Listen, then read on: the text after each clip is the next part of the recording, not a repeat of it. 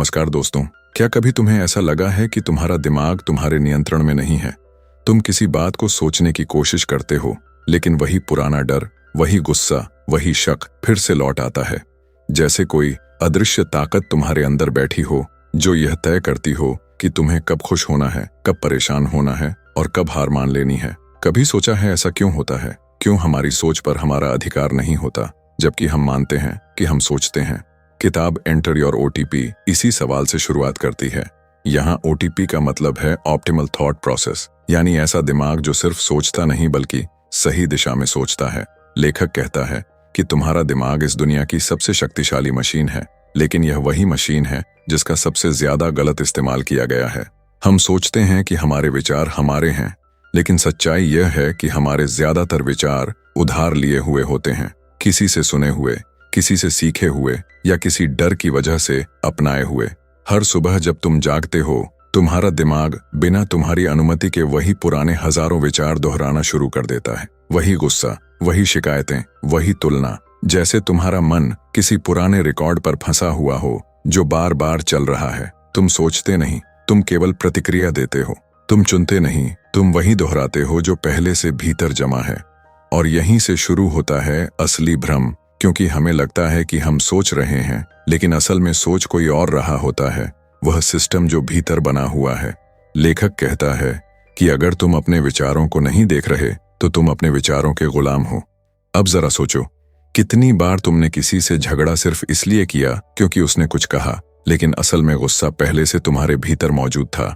बस किसी ने उस गुस्से का बटन दबा दिया और वह बाहर आ गया। तुमने सोचा कि उसने तुम्हें गुस्सा दिलाया, पर सच यह था कि गुस्सा तुम्हारे अंदर पहले से था। तुम बस उसके ट्रिगर होने का इंतजार कर रहे थे। यही है गलत समझा हुआ मन, एक ऐसा मन जो खुद को मालिक समझता है, लेकिन असल में अपने ही विचारों का गुलाम है। किताब कहती है कि मन को समझना आसान नहीं है, क्योंकि वही तुम्हें खुद को समझने नहीं देता। वह तुम्हें यह भ्रम देता है कि तुम नियंत्रण में हो, लेकिन असल में तुम्हारे निर्णय तुम्हारे पुराने भावनात्मक पैटर्न लेते हैं। तुम सोचते हो कि तुमने फैसला किया है, पर असल में तुम्हारा अवचेतन मन पहले ही निर्णय ले चुका होता है, और तुम्हारा तर्क बाद में बस उसे सही ठहराने की कहानी बना देता है। विज्ञान में इसे कहा जाता है निर्णय के बाद का औचित्य, यानी पहले दिमाग फैसला करता है और फिर तुम्हें ऐसा महसूस कराता है कि वह तुम्हारा निर्णय था। इसीलिए लेखक कहता है कि अगर तुम सच में अपनी जिंदगी को नियंत्रित करना चाहते हो तो सबसे पहले यह मानो कि तुम नियंत्रण में नहीं हो, क्योंकि जब यह भ्रम टूटता है तभी सच्ची जागरूकता की शुरुआत होती है। जब इंसान यह समझता है कि उसके ज्यादातर विचार उसके अपने नहीं हैं, तभी वह पहली बार अपने भीतर उस दर्शक को देख पाता है जो विचारों को बिना शामिल हुए देख सकता है। और वही दर्शक वह पहला दरवाजा है जो तुम्हें तुम्हारे असली मन की ओर ले जाता है। लेखक इसे कहता है सजगता की दृष्टि, यानी वह नजर जो तुम्हें तुम्हारे विचारों से अलग देखने देती है। जब तुम अपने विचारों को देखने लगते हो तो तुम उनके गुलाम नहीं रहते, तुम साक्षी बन जाते हो। तुम सोचने की बजाय सोच को देखना शुरू करते हो, और जब ऐसा होता है तो तुम्हारे भीतर एक नई ऊर्जा जन्म लेती है। तुम्हें एहसास होता है कि तुम अपने दिमाग नहीं हो, तुम वह हो जो दिमाग को देख रहा है। यही पहला कदम है जागरण का। यही असली अर्थ है एंटर योर ओटीपी का, क्योंकि ओटीपी केवल एक प्रतीक है, तुम्हारे भीतर का वह पासवर्ड जो तुम्हारे मन को खोलता है। लेकिन याद रखो, यह पासवर्ड तुम्हें बाहर से नहीं मिलेगा, उसे तुम्हें अपने भीतर खोजना होगा, ध्यान और जागरूकता के माध्यम से। और जब तुम एक बार उस मन को देखना शुरू करते हो जो तुम्हारे भीतर लगातार बोलता रहता है, तो तुम्हें समझ आता है कि वह आवाज तुम नहीं हो, वह बस पुरानी रिकॉर्डिंग की गूंज है। तुम उससे अलग हो जाते हो और उसी क्षण तुम्हारा दिमाग तुम्हारा दुश्मन नहीं, तुम्हारा सेवक बन जाता है। जब इंसान ये समझ लेता है कि वो अपने विचार नहीं है, बल्कि उन विचारों को देखने वाला एक दर्शक है, तब उसके भीतर एक हल्का लेकिन गहरा बदलाव शुरू होता है। दिमाग के भीतर एक अजीब सी शांति उतरती है, जो एक तरफ डरावनी लगती है और दूसरी तरफ बेहद सुकून देने वाली। क्योंकि पहली बार इंसान अपनी अंदरूनी आवाज को सुन पाता है, वो आवाज जो अब तक विचारों के शोर में दब चुकी थी। यहीं से शुरू होता है दूसरा चरण, ऑब्जर्वेशन, यानी सोच को देखना। ऑब्जर्वेशन का मतलब सिर्फ ध्यान देना नहीं है, बल्कि बिना जज किए, बिना रोक टोक हर विचार को वैसा ही देखने की क्षमता विकसित करना। जब तुम किसी विचार को देखते हो तो उसे बदलते नहीं, बस उसकी मौजूदगी को स्वीकार करते हो। और यही स्वीकार्यता धीरे धीरे उस विचार की ताकत को कम करने लगती है, क्योंकि विचारों की शक्ति विरोध से नहीं, ध्यान से बढ़ती है। जैसे ही तुम किसी विचार को बस देखते हो, वो घुलने लगता है। लेखक कहता है, जो विचार बिना ध्यान के गुजर जाता है वो कमजोर हो जाता है। ऑब्जर्वेशन का असली अर्थ है, देखो लेकिन प्रतिक्रिया मत दो। जब कोई तुम्हारी आलोचना करे तो तुरंत खुद को बचाने या सफाई देने की कोशिश मत करो। बस देखो कि तुम्हारे भीतर कौन सी भावना उठ रही है, गुस्सा, डर या खुद को साबित करने की चाह। जब तुम उस भावना को बिना बोले महसूस कर लेते हो तो तुम उस पर हावी हो जाते हो। ऑब्जर्वेशन का मतलब भागना नहीं, बल्कि खुद के भीतर उतरना है। ये समझना कि ये जो दर्द है ये कब से है, ये जो डर है ये किस सोच से जुड़ा है। धीरे धीरे तुम महसूस करोगे कि हर नकारात्मक सोच के नीचे कोई अधूरा अनुभव छिपा है, शायद बचपन का, असफलता का या अस्वीकृति का। और जब तुम उसे पूरी जागरूकता के साथ देखते हो, बिना भागे, बिना जज किए, तो वो घुलने लगता है। क्योंकि जिस चीज को तुम पूरी जागरूकता से देखते हो वो टिकती नहीं, वो बदल जाती है। यहीं से शुरू होता है तीसरा चरण, रीप्रोग्रामिंग, यानी मन के पुराने पैटर्न को दोबारा बनाना। रीप्रोग्रामिंग का पहला कदम है अवेयरनेस, यानी जागरूकता। पहले तुम्हें यह पहचानना होगा कि कौन से विश्वास तुम्हें पीछे खींच रहे हैं। जैसे, मैं नाकाम हूं, मैं दूसरों जितना अच्छा नहीं हूं, मेरे पास मौका नहीं है।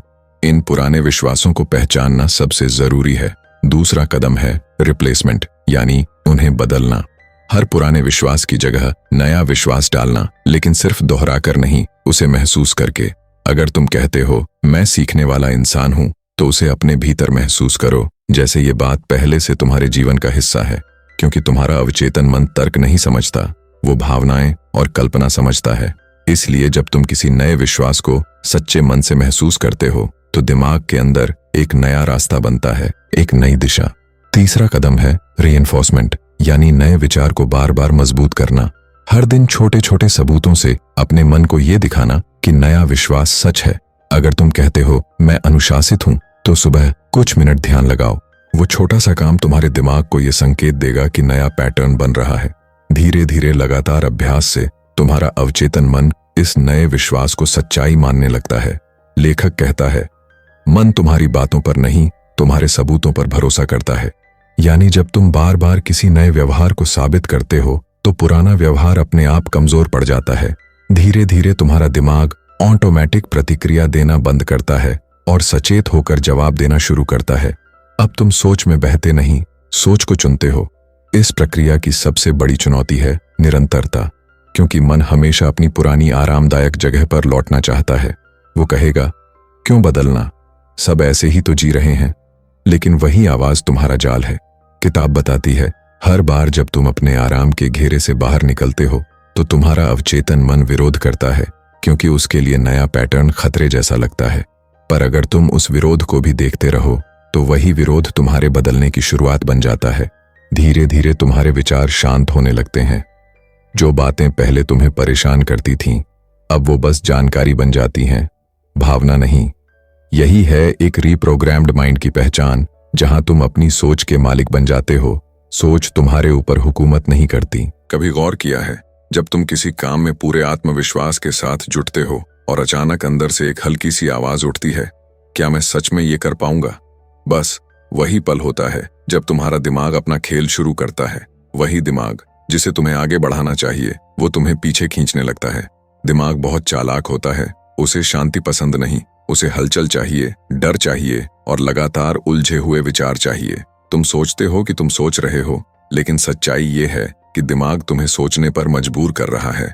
तुम्हारे ज्यादातर विचार तुम्हारे खुद के नहीं होते, वो उस माहौल, उन बातों और उन लोगों की आवाजों से बने होते हैं जिनसे तुमने खुद को जोड़ा है। जरा सोचो, कितनी बार ऐसा हुआ है कि किसी काम को शुरू करने से पहले ही तुमने अपने मन में बहस शुरू कर दी।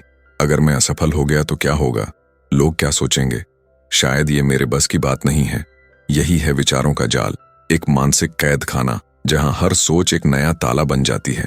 दिमाग का खेल बड़ा गहरा है, वो हर बार तुम्हें एक झूठी सुरक्षा देता है। अब भी मत करो, सही समय आने दो, पहले सब कुछ परफेक्ट हो जाए फिर शुरू करना। लेकिन असल में वो तुम्हें डर के पीछे छुपा देता है। डर से बचने का सबसे आसान तरीका है उसे सोच में बदल देना, और दिमाग यही करता है। जो लोग इस जाल को पहचान लेते हैं वो अपनी सोच के मालिक बन जाते हैं। बाकी लोग अपनी ही सोच के गुलाम बनकर जिंदगी गुजार देते हैं। जब तुम समझ जाते हो कि हर विचार सच नहीं होता, हर डर हकीकत नहीं होता, तब तुम आजाद होना शुरू करते हो। दिमाग की सबसे बड़ी चाल यही है कि वो तुम्हें ये विश्वास दिला दे कि तुम वही हो जो सोच रहा है, लेकिन सच्चाई इससे बिल्कुल उलट है। तुम सोच नहीं रहे, बल्कि सोच तुम्हें चला रही है। जैसे ही तुम ये पहचान लेते हो, कुछ तुम्हारे भीतर टूट जाता है और उसी पल से तुम्हारे अंदर एक नया इंसान जन्म लेने लगता है। एक ऐसा इंसान जो अब अपने विचारों में डूबता नहीं, बल्कि उन्हें देखता है। यही वो क्षण होता है जब सोच तुम्हारी दुश्मन नहीं रहती, बल्कि तुम्हारा सबसे बड़ा हथियार बन जाती है। और वही दिमाग जो अब तक तुम्हें गुमराह कर रहा था, तुम्हारा सबसे सच्चा साथी बन जाता है। वो दिन जब तुम खुद को विचारों के शोर से बाहर खींच लेते हो, वही दिन तुम्हारे जागने की असली शुरुआत होता है। आत्मसंदेह यानी अपने ऊपर शक करना। ऊपर से देखने में ये एक विनम्र भावना लगती है, लेकिन असल में ये तुम्हारे दिमाग की सबसे चालाक चालों में से एक है। ये वही भावना है जो तुम्हें ये सोचने पर मजबूर करती है कि शायद तुम उतने योग्य नहीं हो जितना तुम खुद को समझते हो।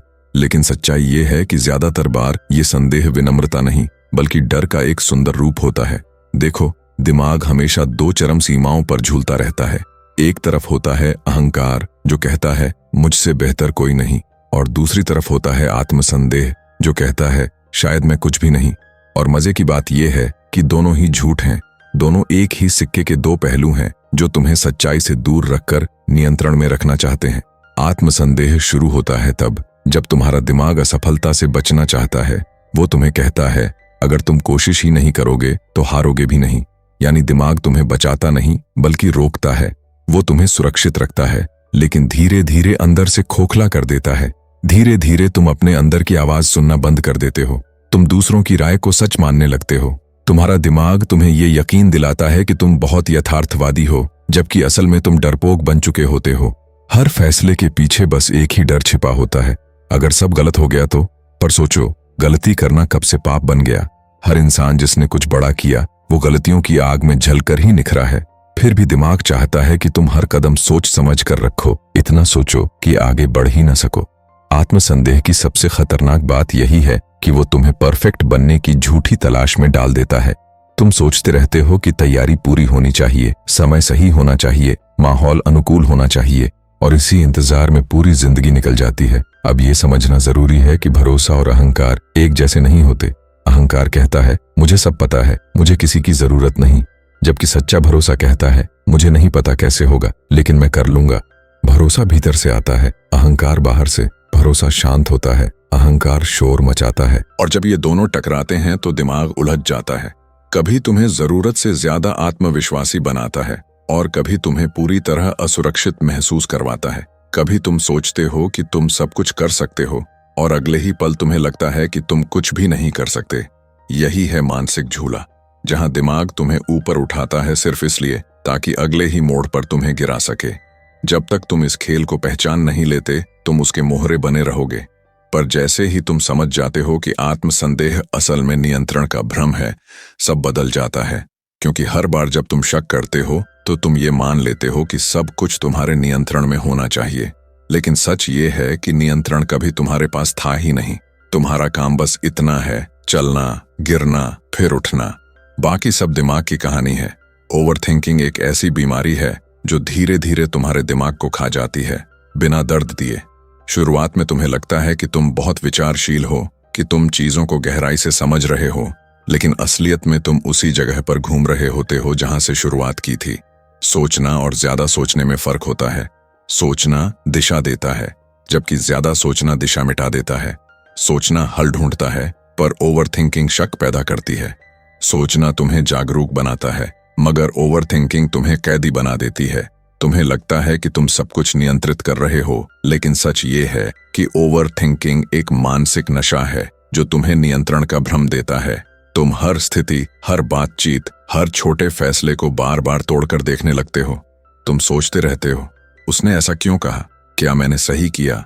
अगर ऐसा हो गया तो क्या होगा? हर बार तुम्हारा दिमाग एक नया डर पैदा करता है और तुम उसे सुलझाने में दिन, हफ्ते, कभी कभी साल बिता देते हो। ओवरथिंकिंग का जड़ धीरे धीरे असर दिखाता है। पहले ये चिंता बनता है, फिर डर, फिर थकान, और आखिर में संवेदनहीनता। तुम कुछ भी महसूस नहीं कर पाते।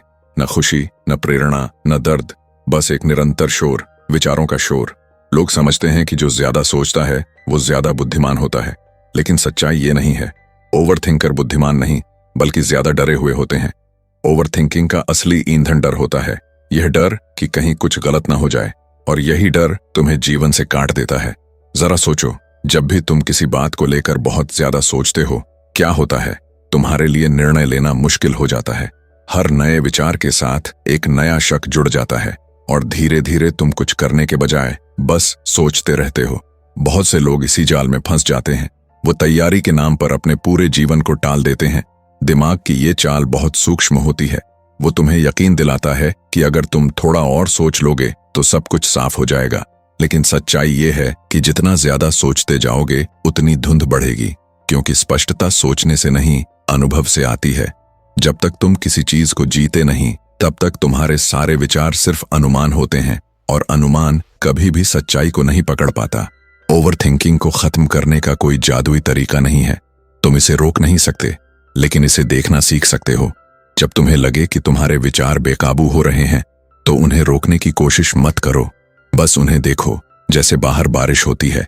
धीरे धीरे तुम्हारा दिमाग समझने लगता है कि हर विचार को पकड़ना जरूरी नहीं है, हर सवाल का जवाब ढूंढना जरूरी नहीं है। कुछ चीजें सिर्फ जीने के लिए होती हैं, समझने के लिए नहीं। और जब तुम इस सच्चाई को स्वीकार कर लेते हो, तब ओवर थिंकिंग अपनी ताकत खो देती है, क्योंकि उसे ताकत मिलती ही तब है जब तुम उसे महत्व देते हो। जिस दिन तुम उसे महत्व देना बंद कर देते हो, उसी दिन तुम्हारा मन शांत होना शुरू कर देता है। दिमाग को धोखा देना आसान है, लेकिन भावनाओं को नहीं।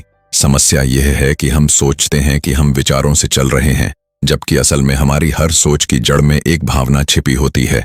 तुमने कभी गौर किया है, जब तुम गुस्से में होते हो तो तुम्हें हर इंसान गलत लगता है।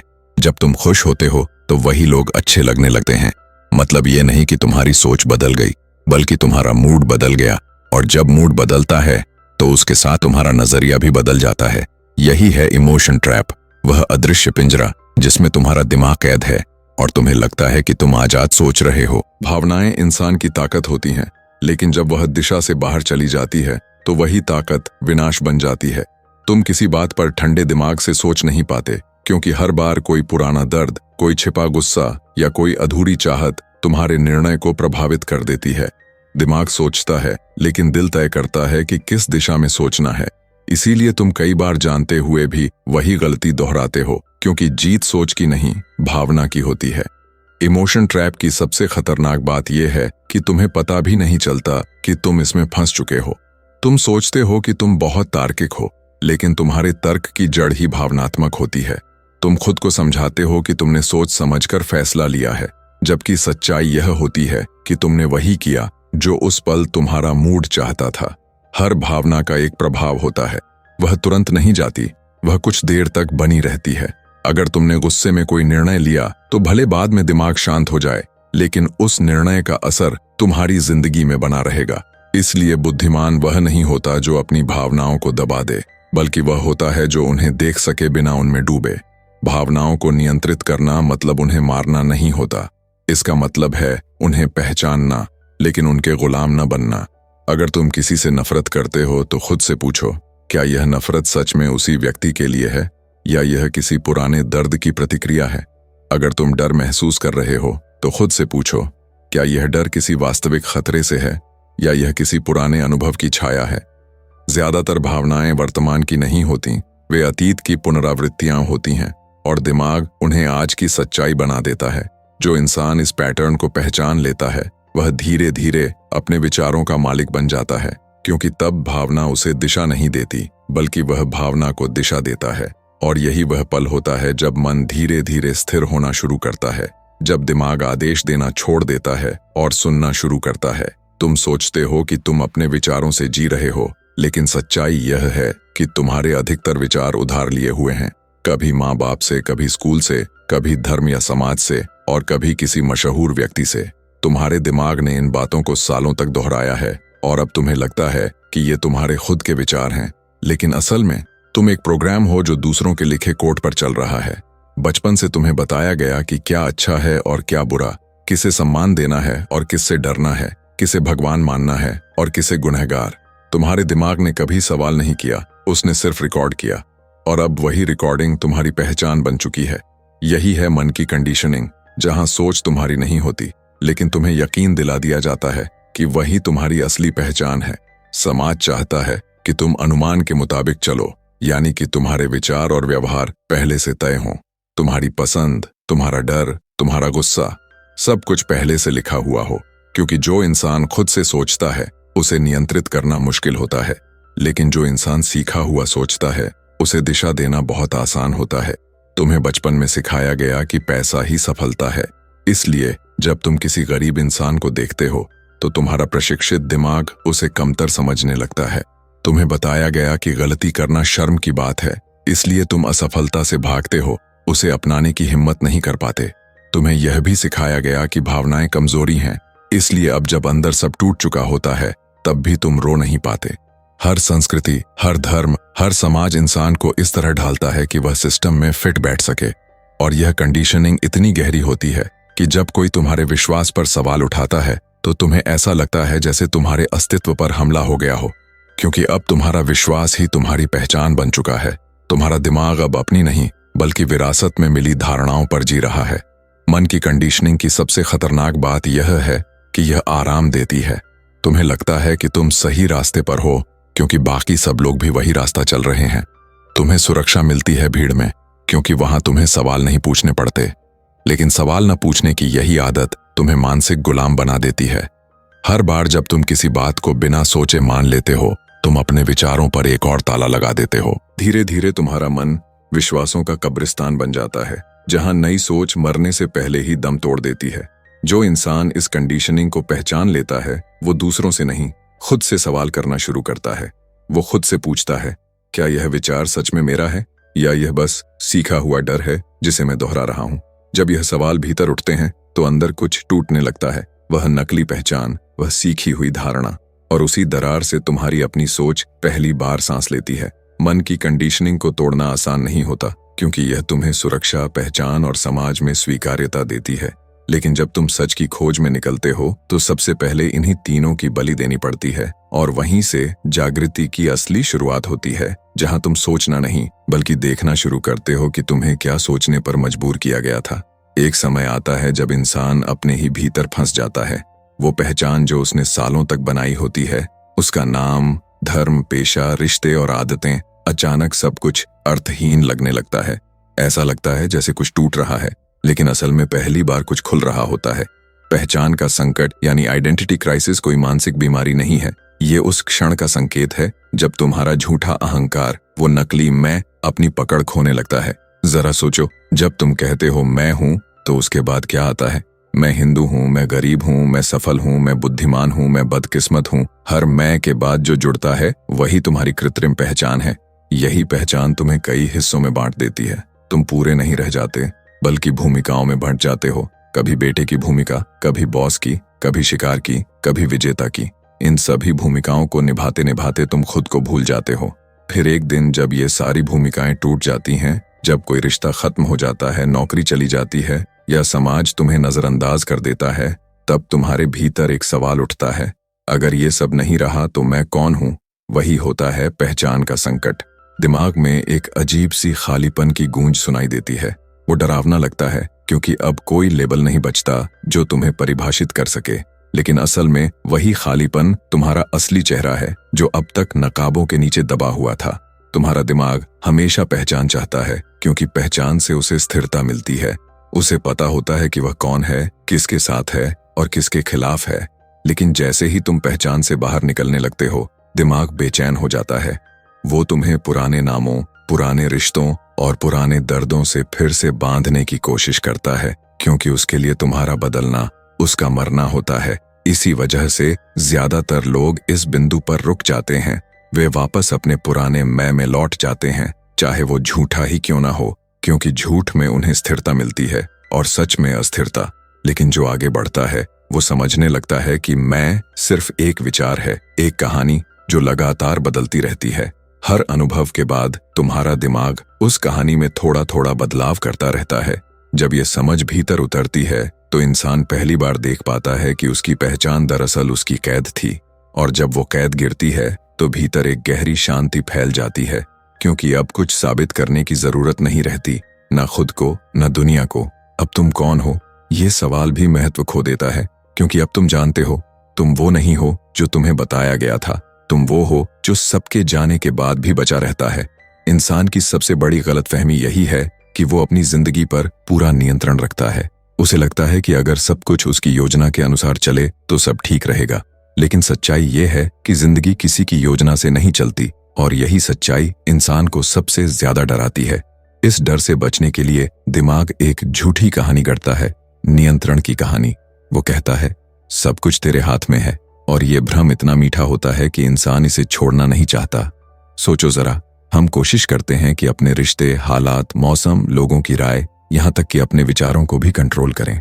लेकिन जितनी ज्यादा कोशिश करते हैं उतनी ही चीजें हमारे हाथ से निकलती जाती हैं। असल में नियंत्रण कोई वास्तविकता नहीं, बस मानसिक सुरक्षा का एक एहसास है। दिमाग को अनिश्चितता पसंद नहीं होती। वो चाहता है कि सब कुछ पहले से तय हो, क्या होगा, कौन क्या सोचेगा, क्या परिणाम आएगा। लेकिन जिंदगी की असली खूबसूरती इसी अनिश्चितता में छिपी है। जिस दिन सब कुछ तय हो गया, उसी दिन जीने का अर्थ खत्म हो जाता है। नियंत्रण की चाह असल में डर का दूसरा रूप है। हम डरते हैं कि कुछ गलत ना हो जाए, इसीलिए हर चीज को पकड़कर रखना चाहते हैं। लेकिन यही पकड़ हमें तोड़ती है। जितना कसकर तुम जिंदगी को थामने की कोशिश करते हो, वो उतनी ही तेजी से फिसलती चली जाती है। जरा गौर करो, सबसे ज्यादा थकान उस इंसान को होती है जो सब कुछ कंट्रोल करने की कोशिश करता है।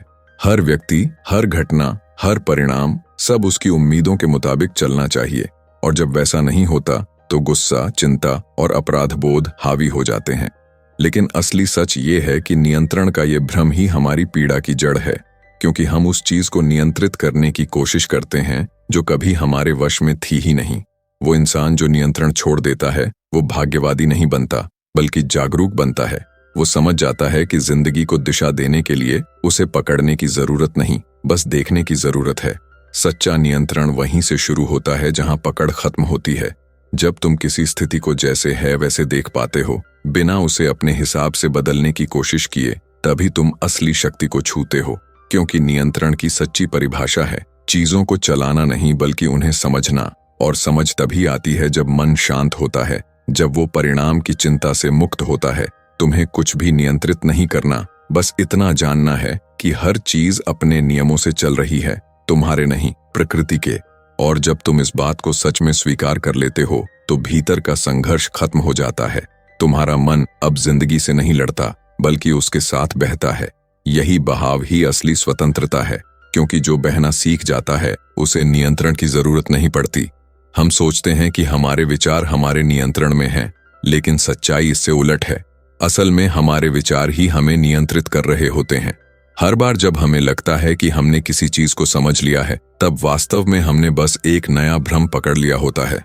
मन की प्रकृति बड़ी अजीब है। वो एक बंदर की तरह है जो हर पल किसी न किसी शाखा से दूसरी शाखा पर कूदता रहता है।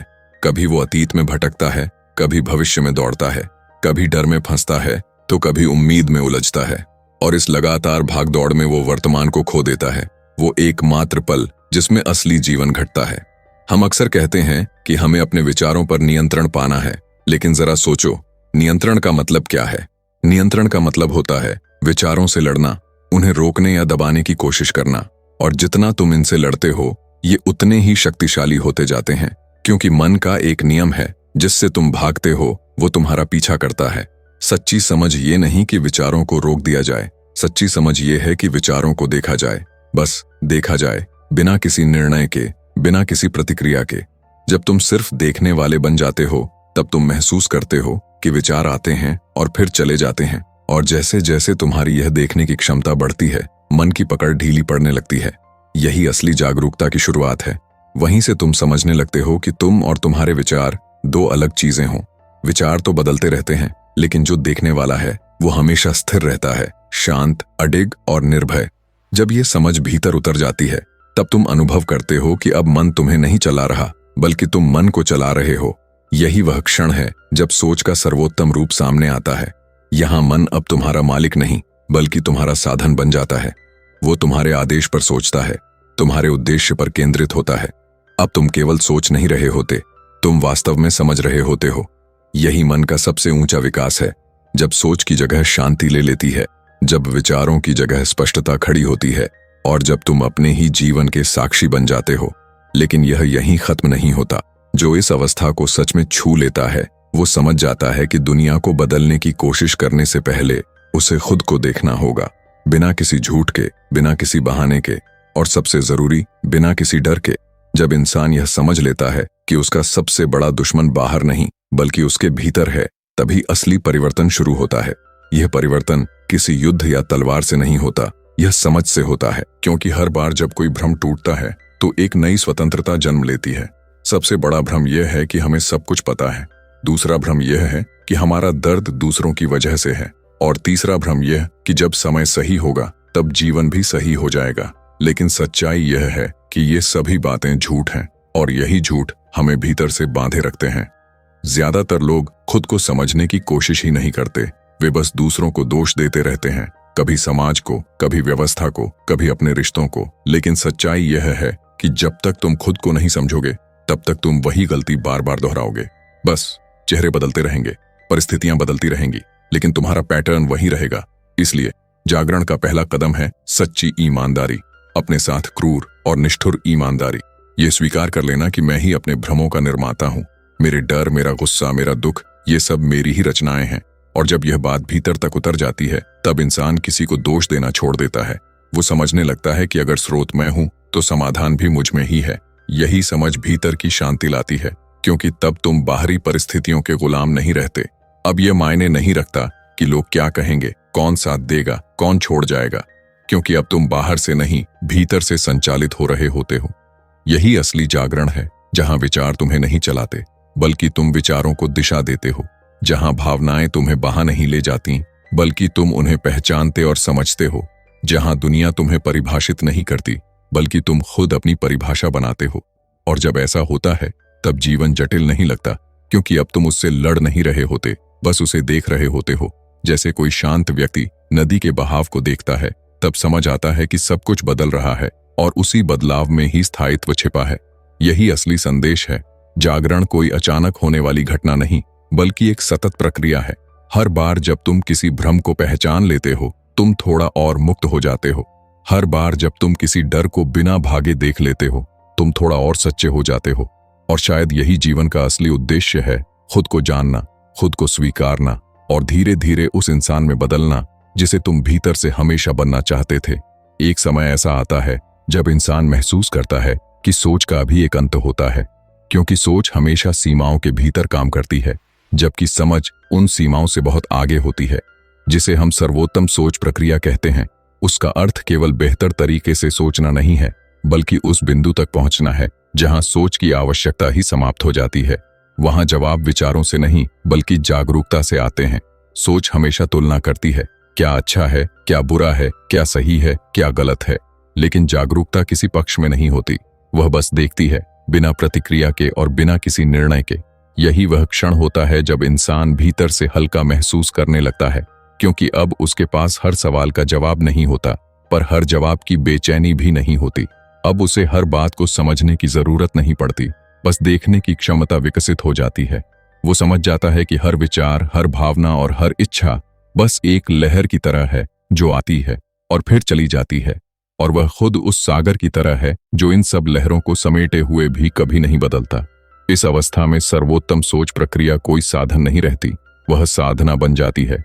यह केवल बुद्धि नहीं देती, यह शांति देती है, वह शांति जो किसी जीत या हार से जुड़ी नहीं होती। अब इंसान बाहरी शोर से मुक्त हो जाता है। अब उसे किसी को मनाने की जरूरत नहीं होती, क्योंकि उसे खुद को समझाने की भी जरूरत नहीं रहती। वह जान जाता है कि दुनिया जैसी है वैसी ही सही है, और वह स्वयं जैसा है वह भी एक निरंतर बनने की प्रक्रिया में है। यह कोई अंत नहीं बल्कि एक नई शुरुआत है। यहाँ सोच की जगह मौन आ जाता है, प्रश्नों की जगह अनुभव ले लेता है, और इंसान अब अपने मन से नहीं बल्कि अपनी चेतना से जीना शुरू करता है। यहीं पर अपना सर्वोत्तम बिंदु प्राप्त करो अपने अर्थ को पूरा करता है। यह किताब सोचने के लिए नहीं बल्कि जागने के लिए लिखी गई थी, और जब तुम सच में जाग जाते हो तो तुम्हें अब किसी कोड या संकेत की आवश्यकता नहीं रहती, क्योंकि अब तुम स्वयं ही वह कुंजी बन चुके होते हो जो हर द्वार खोल देती है।